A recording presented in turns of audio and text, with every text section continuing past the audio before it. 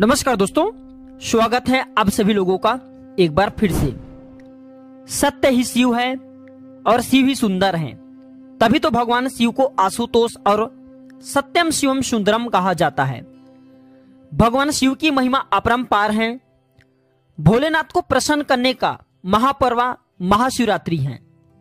देश भर में दोस्तों महाशिवरात्रि एक ऐसा उत्सव के रूप में हम सब मनाते हैं, क्योंकि इस दिन देवों के देव महादेव जी का विवाह हुआ था।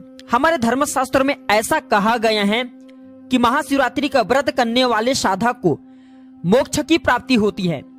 जगत में रहते हुए मनुष्य कल्याण करने वाले व्रत महाशिवरात्रि का रखें तो सभी प्रकार के दुख पीड़ा इस सब का अंत हो जाता है और मनोकामना की पूर्ति होती है। शिव जी की आराधना करने से दोस्तों धन्य धन्य सुख सौभाग्य और स्मृति की कोई भी कमी नहीं रहती।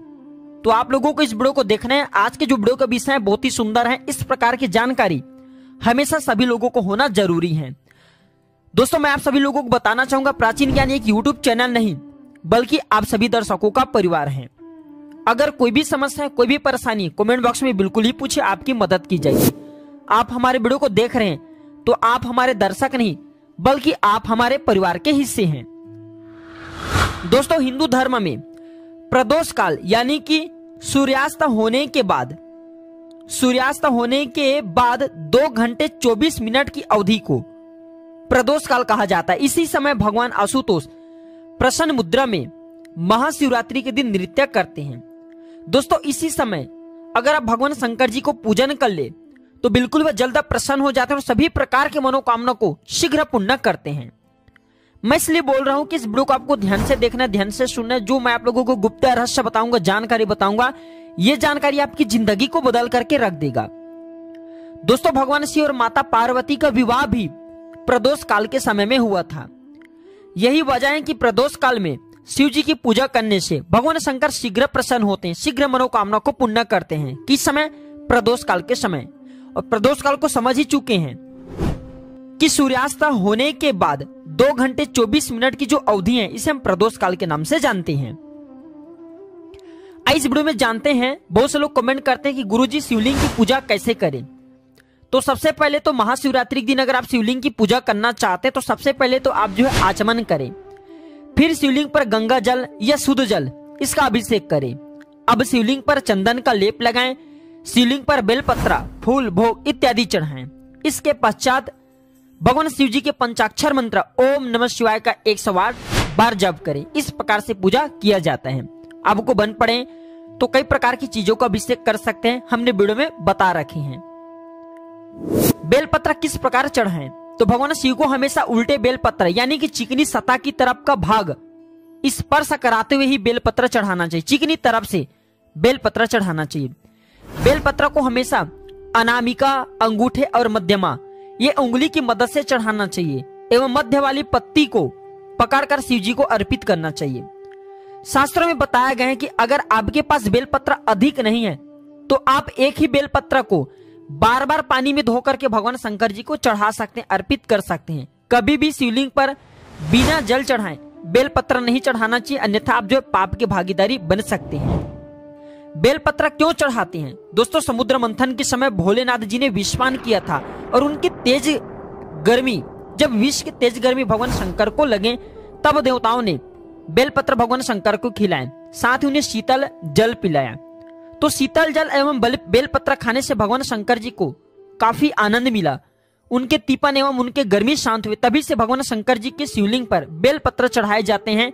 1 लोटा गंगा जल या फिर 1 लोटा सादे जल चढ़ाए जाते हैं। ये उनकी गर्मी एवं तीपन को जो विषपान किया उसे शांत करता है।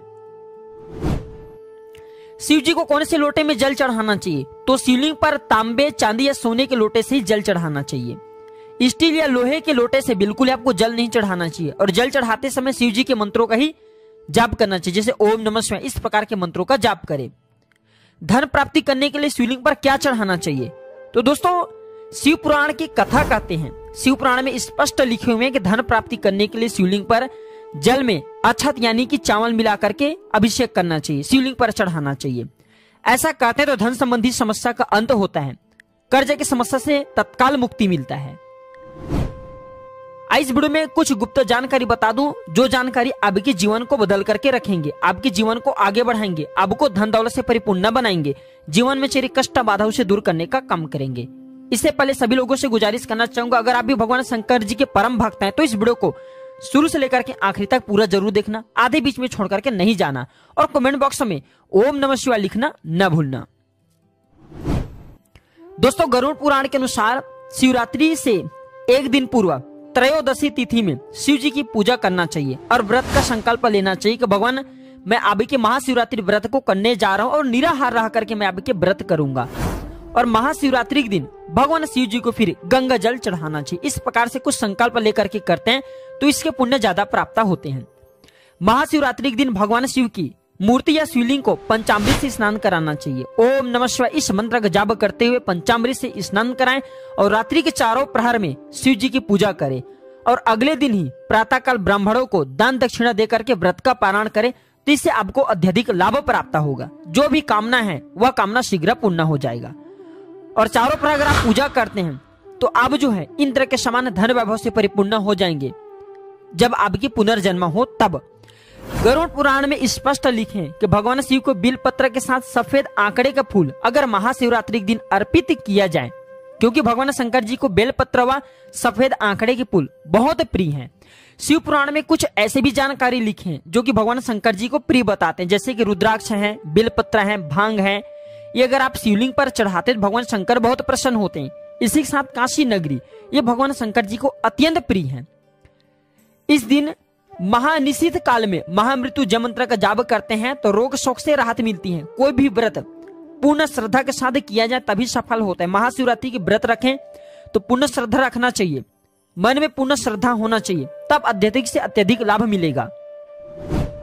दोस्तों, महाशिवरात्रि के प्रदोष काल में इस फटिक की शिवलिंग को शुद्ध गंगा जल, दूध, दही, घी, शक्कर इत्यादि से अगर आप स्नान कराते हैं, नहलाते हैं, धूप दीप जलाकर के मंत्र का जाप करते हैं तो समस्त बाधाओं का शमन होता है।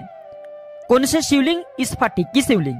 इस फटिक की शिवलिंग किसी भी पूजन पाठ की दुकान पे मिल जाएंगे। और अगर इस दिन महिलाएं सुख सौभाग्य की प्राप्ति करना चाहते तो भगवान शंकर जी की पूजा करके दूध की धारा से अभिषेक करें। पूजा करते हैं तो दूध की धारा का अभिषेक करें और धीरे धीरे एकदम थोड़ी थोड़ी, और एक मंत्र है भगवान शंकर जी के, ओम ह्रीम नमः शिवाय ह्रीम ओम। इस मंत्र का जाप करें तो ज्यादा से ज्यादा धन की प्राप्ति होगा, सुख सौभाग्य की प्राप्ति होगा। महिलाओं को कभी भी ओम नमः शिवाय डायरेक्ट नहीं बोलना चाहिए, पाप लगता है। कभी भी महिलाएं अगर भगवान शंकर जी के बीज मंत्र को जाप करना चाहते हैं तो ओम ह्रीम नमः शिवाय ह्रीम ओम इस प्रकार के जाप करें, क्योंकि महिलाओं को लक्ष्मी का स्वरूप कहा जाता है। इसी के साथ दोस्तों, लक्ष्मी अपने श्री स्वरूप में अखंड रूप से केवल भगवान शिव की कृपा से ही जीवन में प्रकट हो सकती हैं। तो अखंड लक्ष्मी की प्राप्ति हेतु अगर कोई भी व्यक्ति चाहे तो ये 10 माला, इस मंत्र की 10 माला जाप करे महाशिवरात्रि के दिन, अखंड लक्ष्मी की प्राप्ति होगा। क्योंकि भगवान शंकर ने माता लक्ष्मी को धन देने की देवी बनाए हैं। भगवान शंकर ने समस्त देवताओं को एक पद प्रदान किया, जिस प्रकार शनि को निर्णायक ग्रह बनाए हैं, माता लक्ष्मी को धन देने की देवी बनाए हैं, कुबेर जी महाराज को धन का कोषाध्यक्ष बनाए। ये सब भगवान शंकर जी ही निर्णय लेते हैं। तो अगर इस दिन ओम ह्रीम एम ओम इस बीज मंत्र का अगर 10 माला जाप करे तो ज्यादा से ज्यादा धन की प्राप्ति होगा। अब इस वीडियो में कुछ इंपॉर्टेंट जानकारी जानते हैं कि महाशिवरात्रि में क्या नहीं करना चाहिए। वैसे मैं जो जानकारी बताऊंगा ये जानकारी आप पहले से जान चुके हैं, फिर भी कुछ नया जानकारी बताने की प्रयास करूंगा और कोशिश करें महाशिवरात्रि के दिन इन कार्यों को करने से बचे। अक्सर लोग अपने घर के आंगन की तुलसी को तोड़ करके शिवलिंग पर चढ़ा देते हैं। आप लोगों को बताना चाहूंगा, तुलसी के पत्ते को शिवलिंग पर नहीं चढ़ाना चाहिए, वरना ऐसा अगर आप करते हैं तो पूजा का फल प्राप्त नहीं होता। घर में कोई हवन करवाना हो तो इसमें हम सब नारियल का इस्तेमाल जरूर करते हैं, लेकिन यदि आप शिवलिंग पर नारियल का इस्तेमाल कर रहे हैं तो ऐसा बिल्कुल ही नहीं करना चाहिए। नारियल देवी लक्ष्मी का प्रतीक माना जाता है। लक्ष्मी के संबंध भगवान विष्णु है, भगवान विष्णु से होता है। तो शिवलिंग पर भूल करके आप नारियल तो चढ़ा सकते हैं, लेकिन नारियल के पानी का अभिषेक न करें, इससे भगवान शंकर रुष्ट होते हैं। नारियल के पानी का कभी भी शिवलिंग पर अभिषेक नहीं करना है और भगवान शंकर जी के लिए कभी भी नारियल नहीं तोड़ना चाहिए। उन्हें नारियल भेंट किया जाता है, क्योंकि नारियल एक फूल होता है, एक फल होता है। और शिव पुराण के मुताबिक भगवान शिव जी की पूजा में केतकी के फूल का प्रयोग नहीं करना चाहिए। महाशिवरात्रि पर स्नान किए बगैर कुछ नहीं खाना चाहिए, चाहे आप व्रत रखे हैं चाहिए नहीं रखें। बहुत से लोग बिना स्नान करके भोजन कर लेते हैं, तो कदापि मत करना, बहुत बड़े पाप के भागीदारी बन सकते हो। और महाशिवरात्रि के दिन काले रंग के कपड़े और लाल रंग के कपड़े ये दोनों मत पहनना, ये शरीर में आपकी ऊर्जा बढ़ा देंगे। कौन सी ऊर्जा बढ़ाएंगे? तामस की ऊर्जा, गुस्से की ऊर्जा। साथ ही इस दिन अगर आप भगवान शंकर जी के शिवलिंग पर कुछ भी प्रसाद चढ़ाते हैं तो उसे ग्रहण मत करना। बहुत से लोग क्या करते हैं, भगवान शंकर जी को जैसे भोग के लिए प्रसाद चढ़ा देते हैं, उसे ग्रहण कर लेते हैं। दोस्तों, इसे अगर आप ग्रहण करते हैं तो दुर्भाग्य आता है, धन की हानि होता है, जीवन में बहुत परेशानी आता है। शिवलिंग पर केवल चढ़े हुए बेल पत्र का ही प्रयोग कर सकते हैं, वो भी भगवान शंकर की अनुमति लेकर के। और शिवरात्रि के त्योहार पर, महाशिवरात्रि के दिन रात में जागरण करना चाहिए, रात में नहीं सोना चाहिए। जो व्यक्ति महाशिवरात्रि के व्रत रखे हैं और रात में सो जाते हैं, ऐसे व्यक्ति को महाशिवरात्रि के व्रत का फल प्राप्त नहीं हो पाता। इसलिए महाशिवरात्रि में रात्रि जागरण करने का महत्व है। चाहते तो हम इसे महादिन भी बोल सकते हैं, लेकिन इसे महाशिवरात्रि बोला जाता है क्योंकि इसमें रात्रि जागरण करने का महत्व है। तो रात्रि जागरण करके भगवान शंकर जी के भजन सुने, आरती करें और इसके रात्रिकालीन के चारों पहर में ज्यादा से ज्यादा पूजा करने का प्रयास करें। और हाँ, भगवान शंकर जी की पूजा में भूल करके टूटे हुए चावल नहीं चढ़ाना चाहिए। अछत का मतलब होता है अटूट चावल, यह पूर्णता का प्रतीक है। इसलिए शिव जी को अगर आप अछत चढ़ाते हैं तो इस बात का विशेष ध्यान रखना, चावल टूटे हुए नहीं होना चाहिए। शिवरात्रि का व्रत सुबह शुरू होता है और अगली सुबह तक समाप्त होता है, तो कम से कम 24 घंटे को आपको व्रत रखना है। तो आशा करता हूं कि इस वीडियो में मैं आप लोगों को जो जानकारी बताऊं कि महाशिवरात्रि के दिन क्या नहीं करना चाहिए, क्या करना चाहिए, किस प्रकार से पूजा करना चाहिए, सारे जानकारी आपके जीवन में मंगलमय एवं कल्याणकारी साबित जरूर होंगे। दोस्तों, वीडियो अच्छी लगी हो तो इस वीडियो को लाइक जरूर करिएगा, इसे अपने दोस्तों यारों में शेयर करना न भूलना। हम जल्द जुड़ते हैं आप सभी से किसी नए और अच्छे जानकारी के साथ। आज की जानकारी बस इतना ही। वीडियो देखने के लिए धन्यवाद। नमस्कार। ओम नमः शिवाय। जय बाबा भोलेनाथ।